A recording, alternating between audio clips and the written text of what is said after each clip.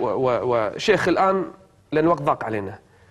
كيف انتقلت من هذه المرحلة إلى شيخ داود يرون قمنص قرط أمورات رياتي جرا مي أما كمت دلقا سهري ديفتيا كتوبت إرانوف إبسيتا أكمت سهري دلقو ديسوف مرتيسيتي سبب نمال توري haala keessa turerraa akka jijjiiramuuf haqiiqaa rabbumatu araaramaa fi ni'imaa isaatiin na dhaqqabe wanti an akka sababaatti himu hudeydaa yeroo turetti halkan tokko sihrii dalagaa ture akkuma xumureen haala saniin dura na qunnamee hin beekneen akka malee dadhabe qaamni hundi na bututee yeroo kana namticha mana isaa dhaqeen kutaa itti boqadhu akka naaf kennu gaafadhe eega sihrii dalaguu jalqabe gaafa saniin dura takkaa halkan rafee hin beeku guyyaa rafaa halkan ammoo taa'aa buluun haalaan na gammachiisa wanti gaafas na qunname garuu haala addaa ture halkan taa'aa bulta guyyaa ammoo ni rafta eeyyee halkan san namoonni na waliin turan akka malee dadhabuu kiyyaan baay'ee rifatan sihriin namtichaan yaalaa turee natti ulfaatee waan na dadhabsiise isaanitti fakkaate anis gara kutaa naaf qopheessaniitti deemuun rafe yeroo kana rabbiin akka toobadhuuf rahmata isaa naaf buuse eebjuu ajaa'ibaa arge iddoon ganda dhaloota kiyyaa natti fakkaata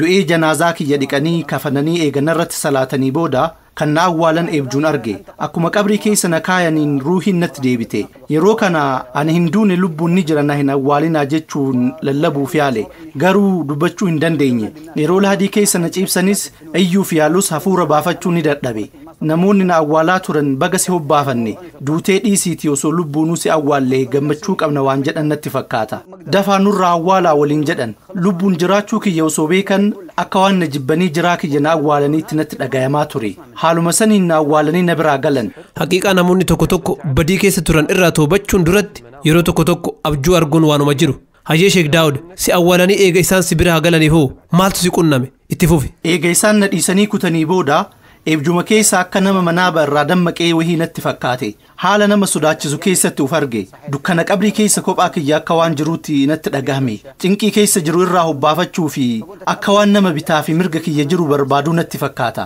garuu wanti natti mul'atu hin jiru dukkana qofa haaluma kana keessa osoo jiru namoonni lama dukkanuma kana keessa gara kiyya yemmuu dhufan arge namoota ani beeku hin fakkaatan dhaabbatni isaanii guddaa namoota baay'ee dhedheeroo ta'an sagaleen isaanii akka bakkakkaatti geggissa sodaadhaan waan lubbuun na keessaa bahaa jirtu natti fakkaate eega na bira gahanii booda akka salaatuuf na ajajan beekii wanta abjuun arge gaggabaabsee siif himutti jira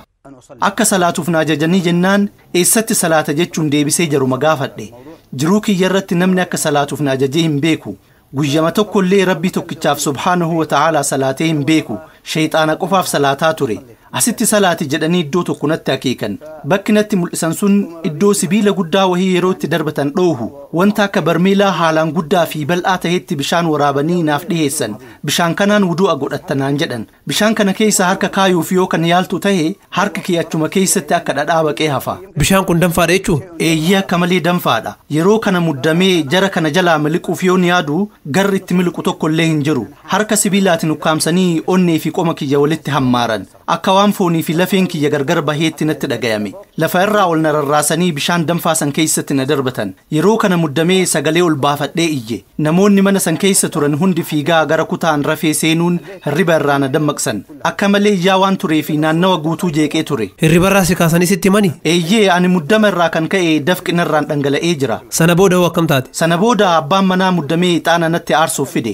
saniin dura yeroo qalbiin tiyya of jibbitu yookaan ammoo yeroo dallanu ixaana aarsuun narraa gala kanaaf ixaana natti aarsuuf fide ixaana hin barbaadu narraa baasi jedheen eega dammaqeen booda haala keessa ture san eebjuudha jedhee qofa fudhachuu hin dandeenye dhugumatti haalli sun eebjuu sobaa hin turre sheexaanota gabbaruu irraa yeroo tokkollee of duuba jedhee hin beeku duuba maaliif akkanatti na dararu jechuun yaade jalqaba yaada kanatu mataa keessa na dhufe wanta irraanfadhee sheexaanota irraa hambisetu jira kan jedhu subhaanallah eebjuu akkasii saniin dura takkaahuu argee hin beeku haala kanaan of ajiifataa eega tureen booda deebi'ee rafe ammas eebjuu arge yeroo kana ammoo qilee keessi isaa gadi fagoo irra osoo deemu abbaa kiyya qilee kana keessatti arge abbaa kee qilee kana keessatti agarte iddoon kun iddoo eebjuu jalqabaa keessatti itti na dararaa turan fakkaata bishaan achi keessa jirus akkasuma danfaadha abbaa kiyyas achi keessatti kan dararan arge abbaan kiyya qilee san keessaa ol ilaalee na arge yeroo kana daawud dadda fi iddoo kanaa fagaadhu dafii baqadhu jechuun natti iyye maaliif asii baqadha garam baqadha jedheen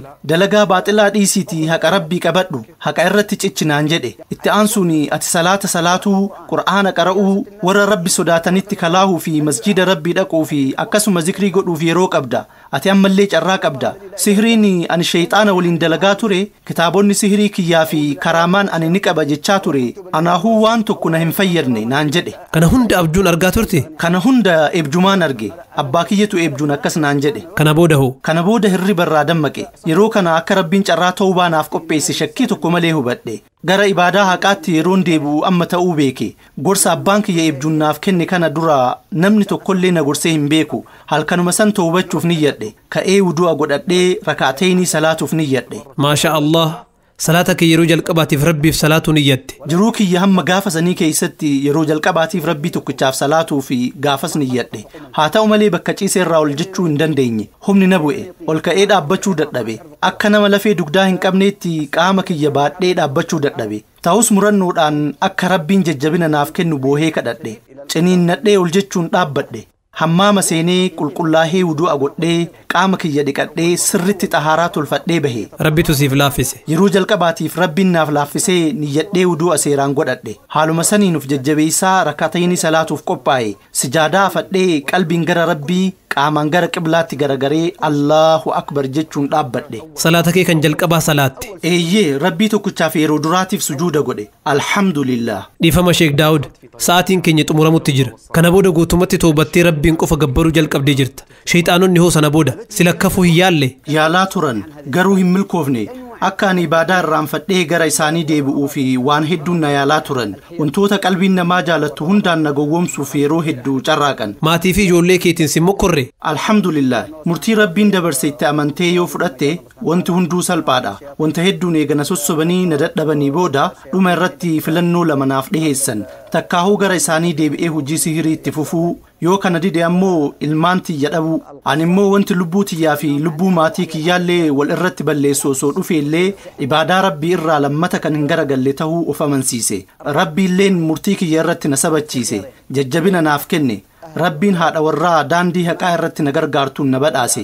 alhamdulillah rakkoo hedduu keessa dabarsee as gahe qormaatni guddaan nafsiyyaa injifachuu ture sheek daawud balaan maatii kee irra ga'ee ni jira ilmaan kiyya na jalaa ajjeesan akkamitti si jalaa ajjeesan wanta ittiin na sodaachisaa turan hunda raawwatan jalqaba ilma kiyya diyaa'uddiin na jalaa ajjeesan umriin isaa 9 ture anwaar ammoo umriin isaa 6 ture lamaanuu yeruma tokko na jalaa ajjeesan akkamitti yeroo tokkotti si jalaa ajjeesan gaaf tokko maatii kiyya waliin wal geennee mana keessa teennee haasayaa turre ijoolleenis naanna'uma keenna turan mucaan kiyya kan hangafaa tasa garaan bokoke daqiiqaa muraasa keessatti otoo ani ija kiyyaan argu garaan akka goommaatti afuufamee ijji faallaa garagaltee achumatti du'e namoonni fira kiyyaa hedduun situ kanaan of gahe jechuun na ajiifatan mucaan du'e du'a ilma kiyyaatiin anis of wallaalee gaggabe booda namoonni akka naaf himanitti ilmi kiyya kan lammataatis haaluma saniin yeruma san du'e akkuma siin jedhe of wallaalee waan tureef du'a mucaa lammataa ija kiyyaan hin argine yaa Allah rabbiin ilmaan shafi'aa siif haa godhu yaa sheek sana booda anillee baatii hedduuf gaggabee kufaa ture hedduu dararame haadha warraatee hoo wanta mudatetu jira eeyyee haati manaa kiyya baruma san gara dhumaa irratti ulfa turte isiillee haalli wal fakkaatu qunname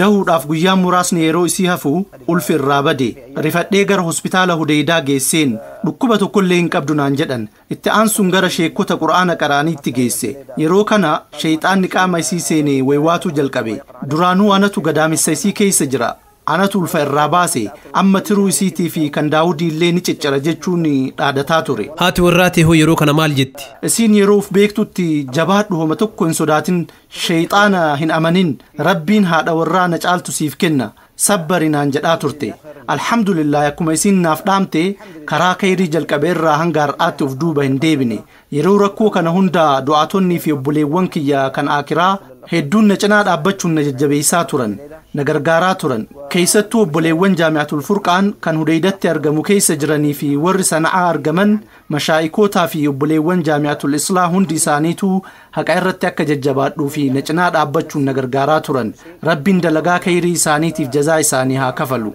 yeroo ammaa hoo haalli jiruu keetii akkami haala gaarii irra jirtaa alhamdulillah amma gammachuu guutuu keessa jira haala jireenya kiyya hundaan tasgabbii guddaa qaba cinqii fi sodaa hunda rabbiin narraa fuudhee jira dur karaa rabbii dhiisee jama'aa shayxaanaa waliin badii dalagaa ture har'a garuu ni'imaa jechaan ibsuun natti ulfaatu keessa jira amma nagaya qaba amma obboleewwan karaa rabbii irratti na jajjabeessan waliin jiraadha hiriyoonni kiyya warra rabbiin sodaatu diinni kiyya ammoo shayxaana gammachuun kanaa olii ammoo inuma hin jirre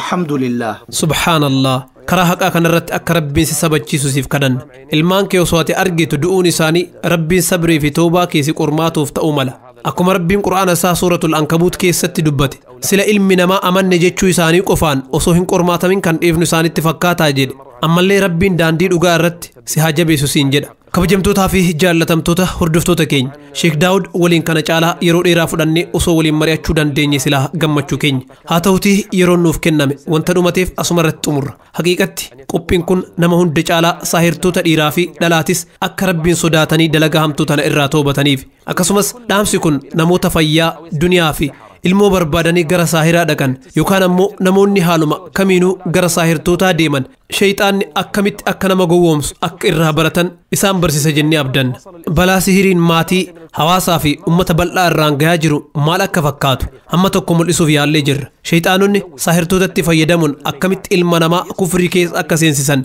hubannoo argattan jennee amanna jiruun saahirtoota baktii nyaachuu quraana najaasaa dibuu fi shayxaanaaf sujuuduu akka ta'e hubannee jirra rabbiin suuratu xaahaa keessatti saahirri karaa hundaanuu hin milkaa'u jedha sihiriin gonkuma hin ayyamamu haraama kufritti nama geessa saahirtoonni osoo lubbuun jirtan gara rabbiitti deebi'aa toobadhaa Sheek Daawudiin rabbiin abjuu sababa godhee fi dalagaa fokkattuu sihirii tana irraa toobate isin ammoo kunoo isarraa barachuun toobachuudhaaf carraa qabdan Sheek Daawud gammachuu har'a qabu argachuudhaaf baay'ee qormaatame hedduutti dararame haala hunda karaa rabbii irratti obsuun keessa dabree as ga'e kun namoota birootiifis barumsa guddaadha rabbiin qur'aana isaa suuratul ankabuut keessatti warroota gara kiyya deebi'an anatu qajeelcha jedha namni badii isaa dhiisee gara rabbii deebi'uun toobate diliin hundi irraa dhiqamti rabbiin badii isaa ni dhiisaaf araarama rabbii keetii barbaaduuf hirrincicin jireenya gammachuu qabdu jalqabuuf ammuma murteeffadhu osoo duniyaa irraa hin godaanin duratti kabajamtoota hordoftoota keenya waan nu hordofaa turtaniif hedduu isin galatoomfanna Sheek Daawud asitti argamtee gaafii fi deebisaa addatee kana nu waliin godhuu keetiif hedduu galatoom Sheek Aliinis hirmaannaa gooteef si galatoomfanna namoonni biroo warri hirmaattanii fi daawwattoota keenyas maqaa rabbii guddaatiin isin galatoomfanna wassalaamu alaikum warahmatullaahi wabarakaatuh الأسبوع القادم استودعكم الله والسلام عليكم ورحمة الله وبركاته